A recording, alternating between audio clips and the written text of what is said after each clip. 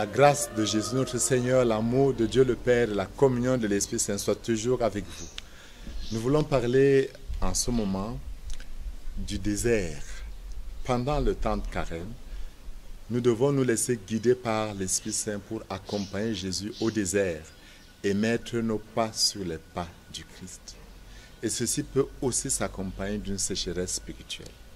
Le désert, c'est un lieu aride qui pousse au dépouillement. Il n'est pas obligé d'être physique. Voilà pourquoi l'Église nous propose des exercices qui peuvent nous amener à nous libérer du superflu, de ce qui n'est pas indispensable, de ce qui n'est pas nécessaire, pour qu'on puisse comprendre que l'homme vit surtout de la parole de Dieu, de la parole qui sort de la bouche de Dieu, que ce qui compte dans la vie d'un homme, c'est l'intériorité, c'est l'être intérieur. Alors, le jeûne prend donc une dimension spécifique. Le jeûne n'a pas pour objectif de démontrer des prouesses spécifiques. Le jeûne a pour objectif de nous montrer que se privant de nourriture, se privant de boissons, se privant de cigarettes, s'abstinant de ce qui n'est pas indispensable dans ma vie, je peux continuer à être heureux. Mais il y a aussi une autre dimension de la sécheresse, de la vie dans le désert, qu'on peut appeler sécheresse.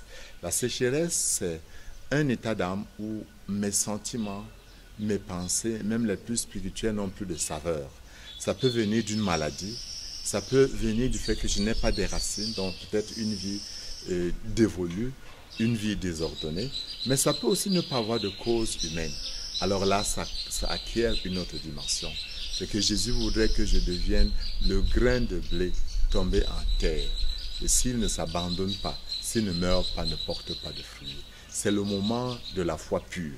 Cette foi qui ne s'appuie pas sur ce que les sens voient, ce que le cœur ressent de joyeux, mais qui demeure une conviction certaine.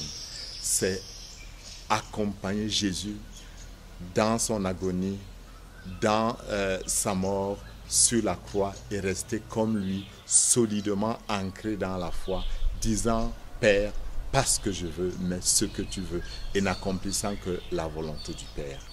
Que Dieu nous donne la grâce de pouvoir accomplir rien que sa volonté, rien que sa loi, rien que ses commandements, et qu'il nous bénisse au nom du Père et du Fils et du Saint-Esprit.